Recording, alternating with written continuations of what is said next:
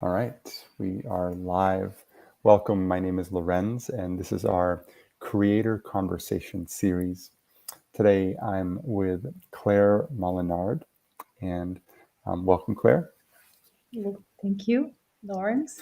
Happy to be here. Yeah, it's great to have you here. Claire is a master integral coach and the co-founder of the unique self-emergence coaching process. She also runs a whole bunch of programs on Sutra. And Claire, I thought maybe just we'll open it up today by inviting you to share a little bit about the work that you do. Yes, I'm happy to share. So what I do is I help people become better and more alive versions of themselves. Um, I am into transformational spiritual work. I work with people individually, also in groups. I love working with groups of people. And I think to summarize what I do is um, I create magic um, in interpersonal spaces and um, spaces that allow for eros to emerge out of the collective space. So whether Mm, I work with one-on-one with someone or in groups, I like to tap into aliveness and what I call eros, which to me means creativity and realness. You know, mm, so Well, we definitely share an appreciation for that in common. yeah. So tell me a little bit about your journey with doing this work online. I mean, I'm sure that over the last 2 years your work has been really impacted by COVID and maybe forced more of it online than it was before. So I'm Yeah. wondering, how has that journey been for you? Well, on one side, it's been laborious. It was not my choice.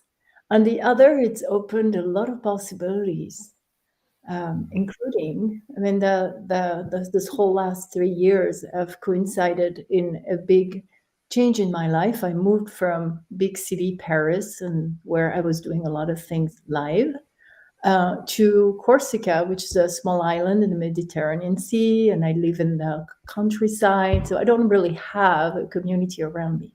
And this was just before COVID, and then COVID came, and so I was forced to move online and it actually often when as it often is, right, when you surrender into what is, there's lots of different opportunities that open, and that opportunity with COVID was definitely to move a lot of my activity online and to explore what's possible. So that's that. And actually, it was not just with COVID that my work became online. Before I lived in Paris, for many years, I was living the expat life. So I raised my family and I followed my husband in different countries. So we lived in a lot of different countries. And at the time, I used to see a lot of clients on Skype already. So my actual work Mm, online started before. There was a Skype period and then a live period and then a back online period. So I just realized that that's more mm, true. And mm-hmm, uh, and what I find online and what I knew from my initial work, my previous work when I was seeing clients on Skype, so there is a lot of subtle energy that actually comes through the screen, and it's beautiful to facilitate space, collective spaces or one-on-one spaces online. There's actually a big it's actually possible to have deep interior experiences through the screen. mm-hmm.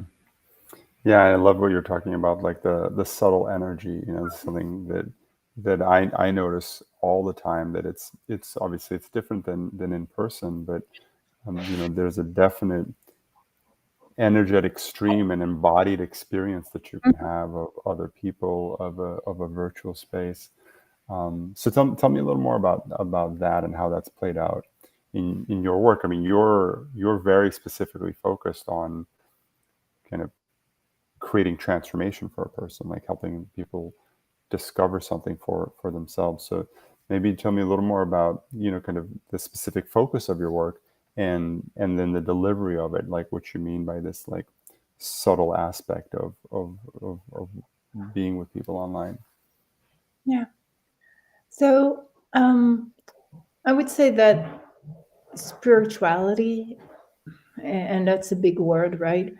People who come to me are people who are seeking to know themselves and um, have a deeper experience of what it means to be themselves, to Mm, who they are. They come to me for with those big questions. So being online, in a way, probably helps people actually open to this kind of explorations and questions, because online there's just your face and mind. There are no bodies. We go deep quickly, and there are no distractions. I noticed that there is a really it's easier to dive deep online often than and of course I don't want to make generalities, but often it's easier to actually meet someone online for the person who opens themselves, and to just have this dive into the other person, and there's just that space, hmm and no distractions. So I think that's one of the aspects of online which allows for um, deep interior work. My dog is making not to Now, this is one of the challenges of the online space, right? Is that there's things going on and you're in someone's home. That's my dog. Yeah. Um, yeah, so that's one thing. I don't know if that's answering your questions exactly, but Mhm. that's what came to me, that capacity to dive deep into the topic and into the person when you're online. Um, and that's, of course, one on one.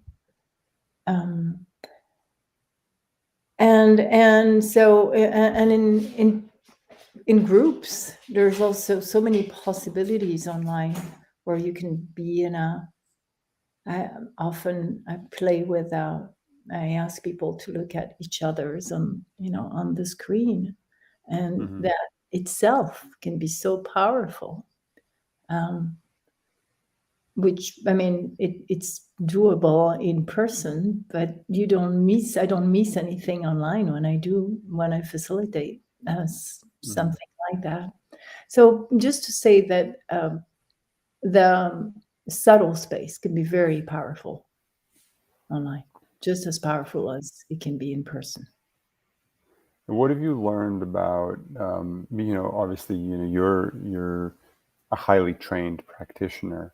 What have you learned about the process of cultivating this capacity to be sensitive to this subtle experience with the people that you work, whether one on one or in a group? What have I learned? What do you mean?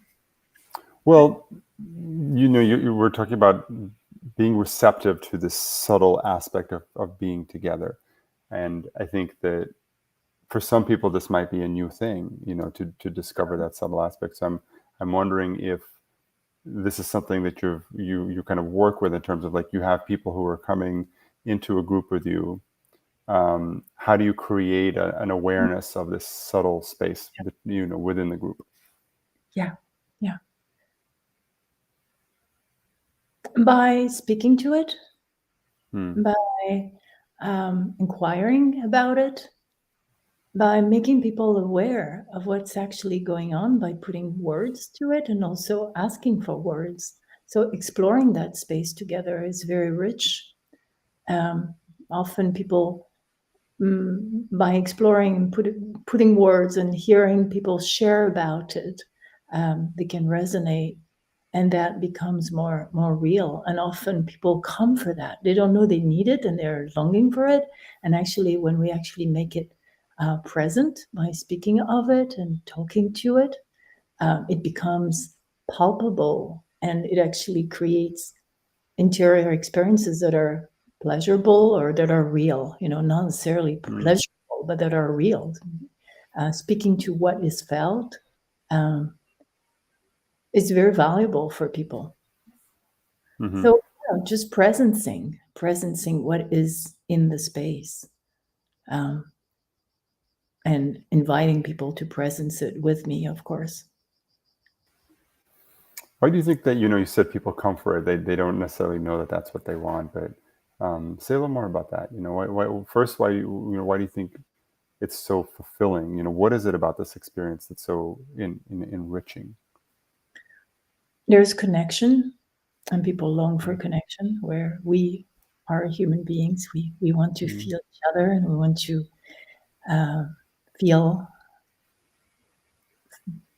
feel and feel others.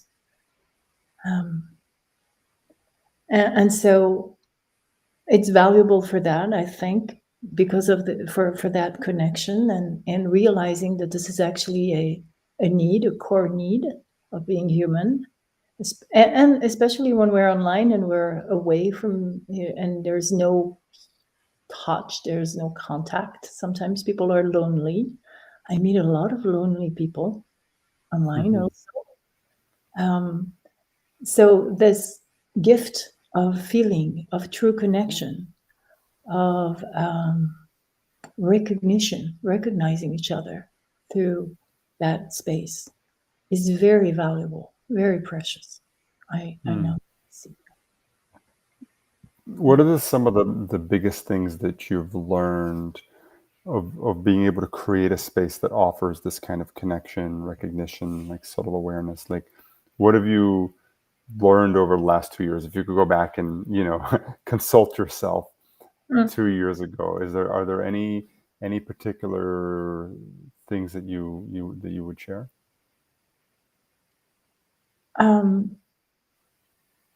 So I'm not sure. Stop me if you think that I'm going away, because I'm not sure I understand the question. But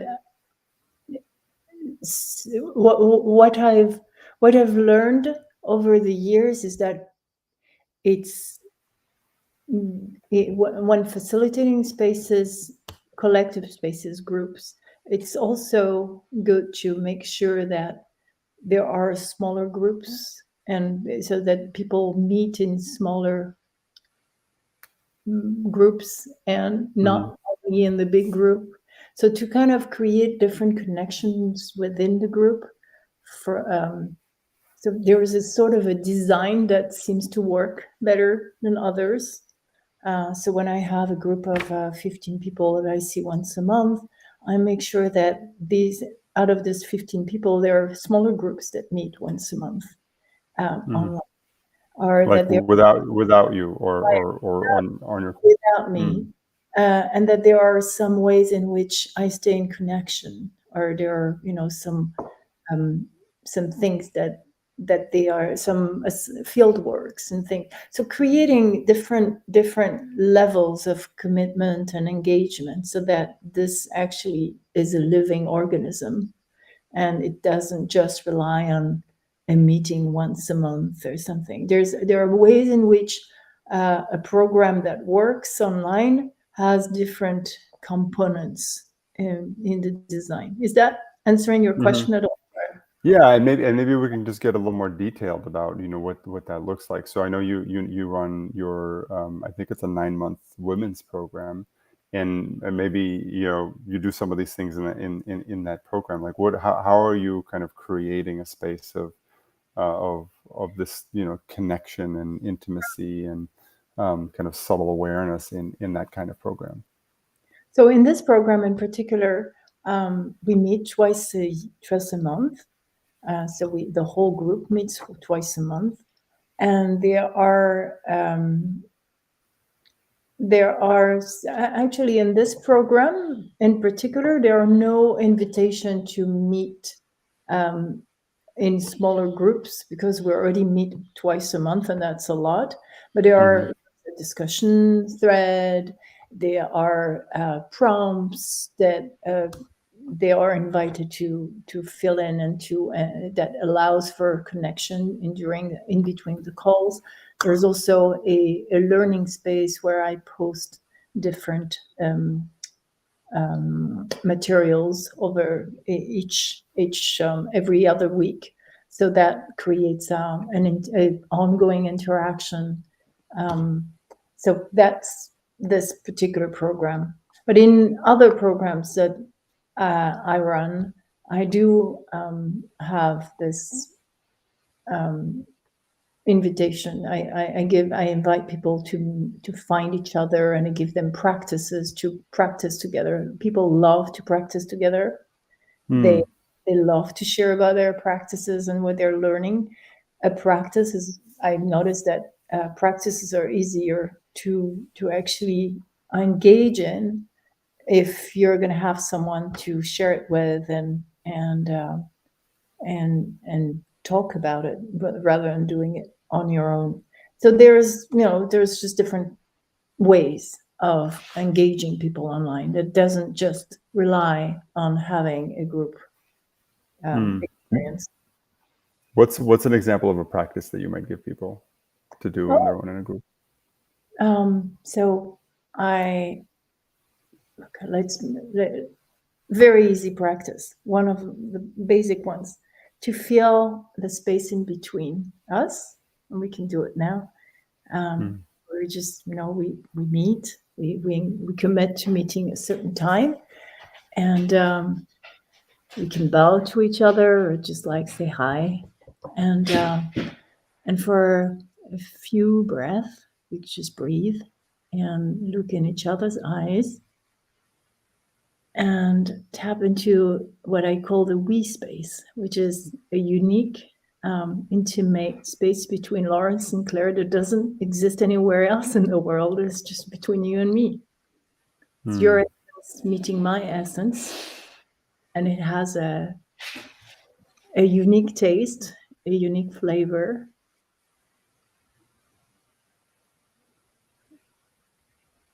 And now we meet.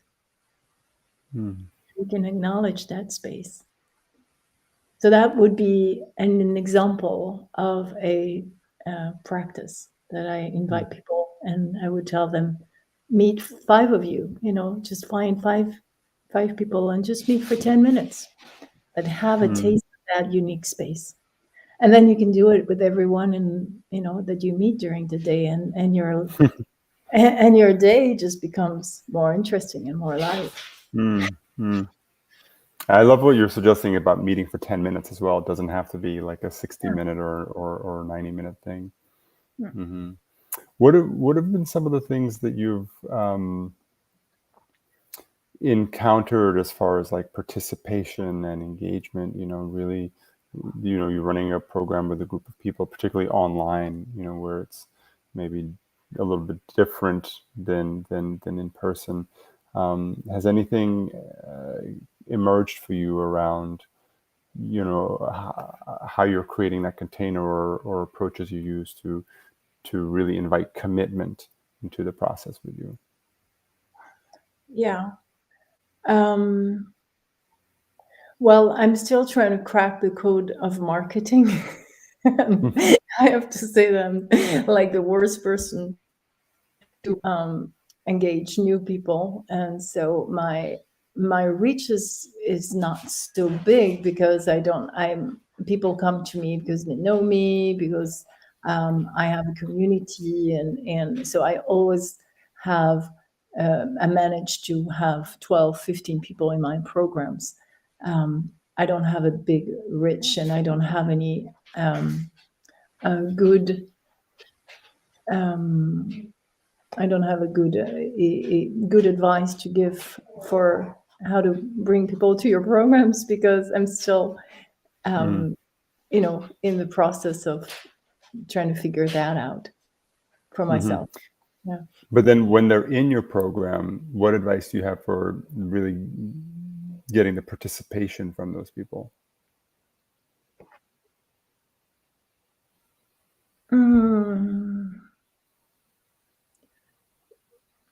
Like, I guess what I'm asking is, you're inviting a group of people into something that's very intimate, and how do you create the space to support that level of of transformative intimacy?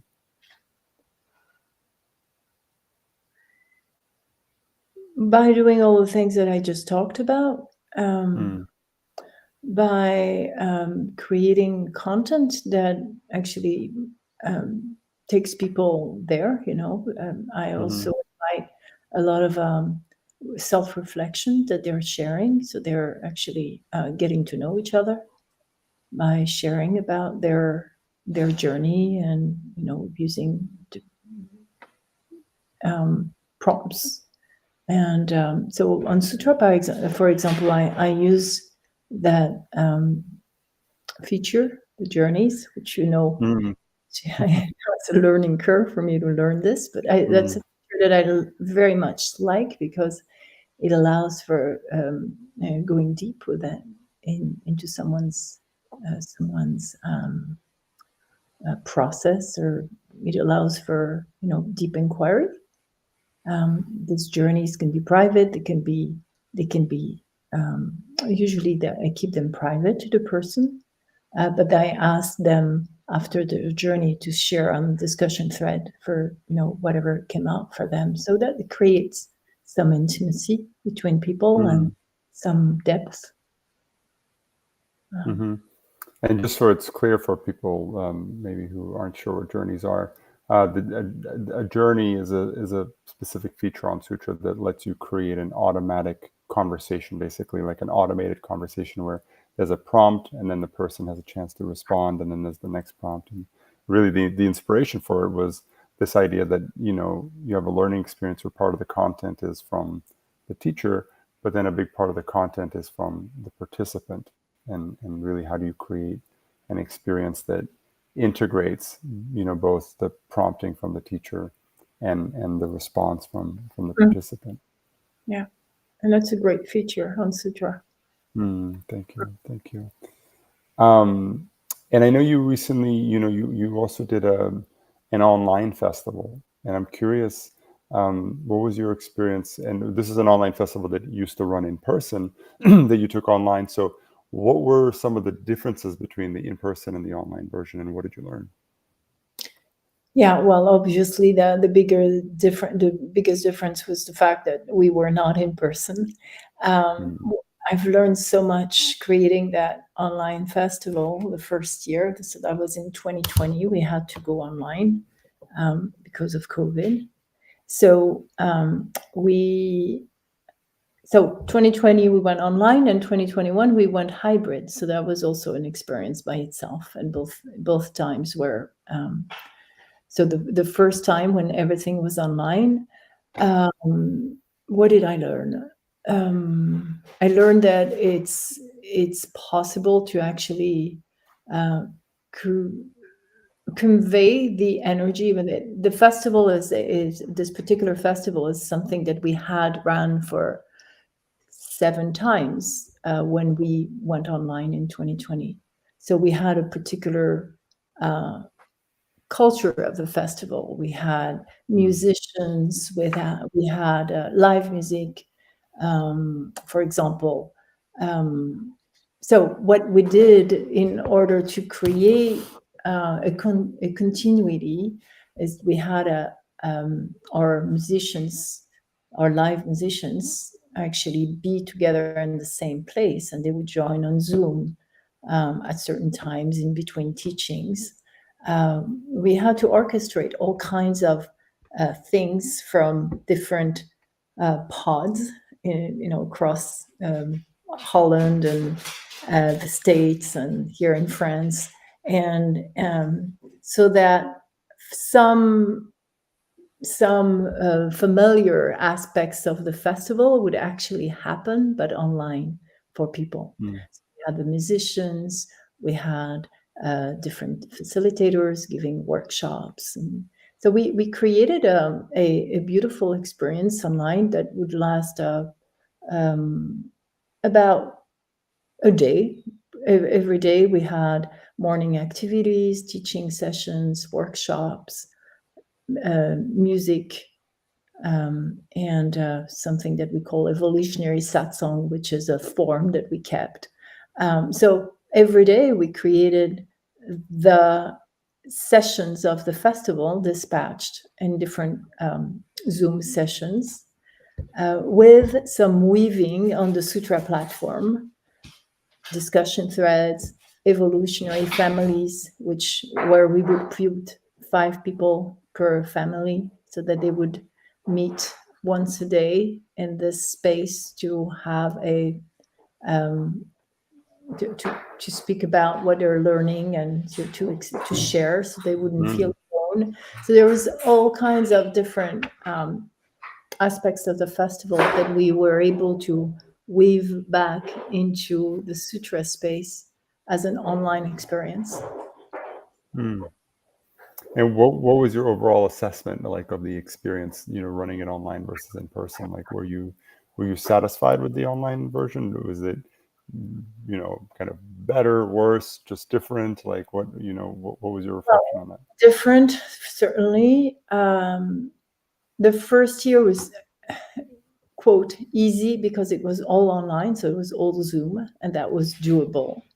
The year after, that's last year, was very challenging because we had a smaller in-person meeting. So we were about 35. We met in Holland in a smaller place, and the rest of us were online. So we had a hybrid event, and we were Zooming the people that were joining online.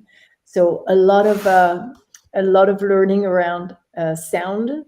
We had a good sound technician, but it was very challenging. So we learned a lot. This year we live streamed. So we were 90 altogether in this castle, but we were also online for a smaller amount of people, about 25, not many. Not a financial decision that didn't make sense at all for the few 25 people that we had online, but we wanted to have it hybrid. Is my dog making too much noise? Should I? It's okay. No, it's okay. It's okay.